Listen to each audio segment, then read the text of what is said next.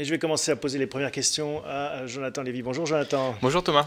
Alors, des marchés financiers, en effet, après une fin d'année extrêmement secouée, des performances très négatives sur la plupart des bourses, un retour au calme, c'est même un peu mieux que ça, hein, ça progresse depuis le 1er janvier. Oui, le CAC est en progression de plus de 2% en quelques semaines. C'est plutôt pas mal quand on regarde ce qu'il a fait en 2018, moins 10, 95, presque Ouais, moins 11%, ouais. moins 11 sur toute l'année 2018. Et surtout avec une décélération très marquée au quatrième trimestre. Voilà, le quatrième trimestre a été catastrophique et au sein du quatrième trimestre, le mois de décembre a été catastrophique. Si on regarde l'indice américain par exemple, aux États-Unis, c'est la plus forte baisse sur un mois de décembre depuis 1931. Ouais. Donc c'est un mois de décembre qui a été catastrophique sur les marchés financiers. Est-ce qu'on peut faire l'autopsie finalement de cette baisse? Est-ce qu'on comprend les ressorts de celle-ci? On comprend qu'il y a beaucoup d'inquiétudes qui sont venues tout au long de l'année, qui sont accumulées et qui ont beaucoup pesé sur la fin de l'année. Les inquiétudes ont commencé avec le lancement de la guerre commerciale, le premier tweet de Donald Trump fin janvier. La guerre commerciale avec la Chine. Hein. Et avec la Chine notamment, mais pas seulement. Il avait entamé la guerre commerciale avec le Mexique, aussi. Le Canada, l'Allemagne, l'Europe. Il s'est focalisé ensuite avec la Chine, qui est le problème majeur en fait. Un chiffre, le déficit commercial des États-Unis envers la Chine, il a augmenté, malgré la guerre commerciale, il a augmenté de 18% en 2018 par rapport à 2017. Donc il a du pain sous la planche. Un autre chiffre, je crois que la Chine, c'est 30% de la croissance mondiale et les États-Unis, c'est 25% du business et du PIB mondial. Donc on voit bien qu'il y a un rapport de force. Il y en a un qui est responsable de la croissance, l'accélération, et l'autre qui est responsable un peu du stock. Et les deux entrent en collision. Oui, les deux ont un poids très important en fait aujourd'hui dans l'économie mondiale, l'un en stock, l'autre en flux, hein, si on pouvait dire. En tout cas sur les marchés financiers, donc ce sujet est vraiment le sujet majeur pour les investisseurs, et il s'est accumulé avec d'autres sujets qui sont rajoutés à ça, qui sont indépendants de celui-là, mais celui-là est vraiment le premier sujet qui a fait baisser les marchés et qui a une importance, c'est vrai, importante, très forte. Absolument. Qu'est-ce qui fait qu'on revient à la normale, ou qu'est-ce qui explique ce retour au calme? Alors, les marchés financiers ont baissé par anticipation. Ils anticipaient que cette guerre commerciale finirait par avoir un impact sur la croissance économique, par provoquer peut-être une récession aux États-Unis, en tout cas un ralentissement de l'économie mondiale. Et c'est ce qu'on observe dans les grandes zones économiques mondiales. On l'observe en Europe, pour ce qui nous concerne. On l'observe aussi en Chine. Et puis, pas trop aux États-Unis, mais on l'observe au travers des indicateurs avancés. On perçoit qu'aux États-Unis, la croissance pourrait être plus faible dans les mois qui viennent.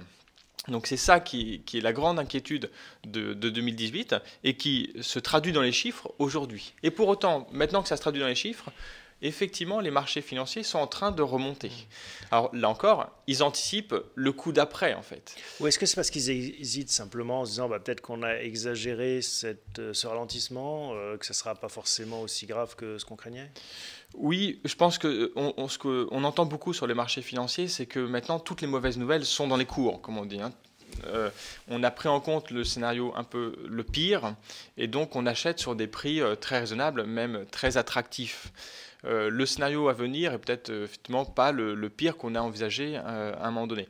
Mais je crois que le plus important, c'est surtout qu'il y a des réactions de la part des autorités face à cette situation qui ne faisait que se dégrader en 2018. Pourtant, certains y voient quand même une fin de cycle avec l'économie. Hein, donc si c'est vraiment le cas, avec un ralentissement qui démarre en Chine, hein, on a vu les derniers chiffres, ça devrait logiquement se traduire un petit peu plus longtemps sur les marchés financiers.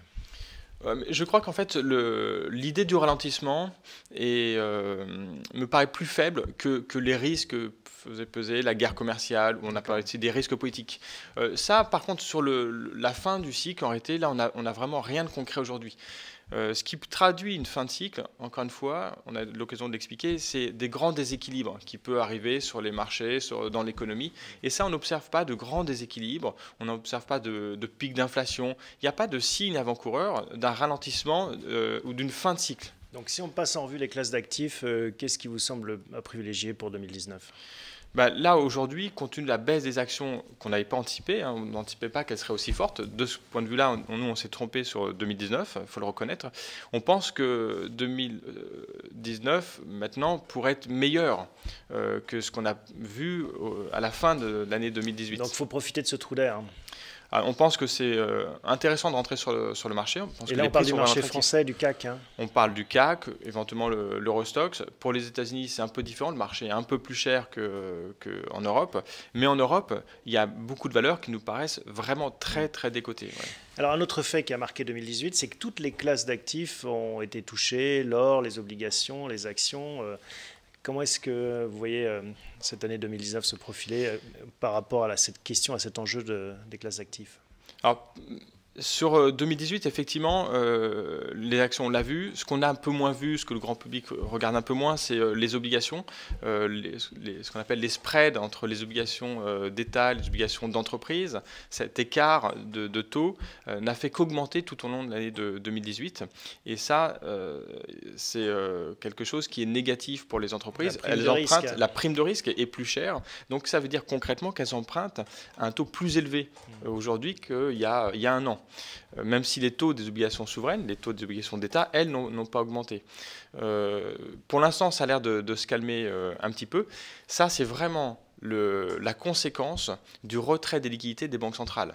La BCE a arrêté depuis le début de l'année, mais c'était déjà anticipé sur la fin 2018. La Fed retire des liquidités.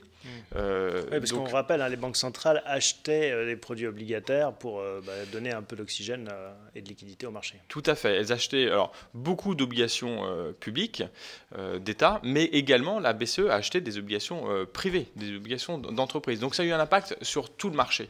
Donc ça s'est fortement dégradé. Les politiques monétaires, on a l'impression que soit la Fed ou la BCE, ils vont temporiser. Ils se sont rendus compte que les marchés financiers étaient très tendus et que ça finissait par avoir un impact négatif sur l'économie réelle. Donc ils vont temporiser le resserrement monétaire, ils vont temporiser la hausse des taux. La BCE a tout son temps pour relever les taux. La Fed, ils sont un peu plus avancés dans le cycle économique. Malgré tout, l'inflation, elle est sur des niveaux très contenus. Elle a du temps pour relever les taux. Donc ça devrait effectivement avoir un impact positif sur le marché obligataire. Il devrait se stabiliser au niveau où il est actuellement. Si on zoome un cran plus loin, donc vous nous avez dit, vous croyez encore aux actions européennes pour cette année 2019. Un peu plus précisément, il y a des secteurs, des valeurs qui retiennent votre attention?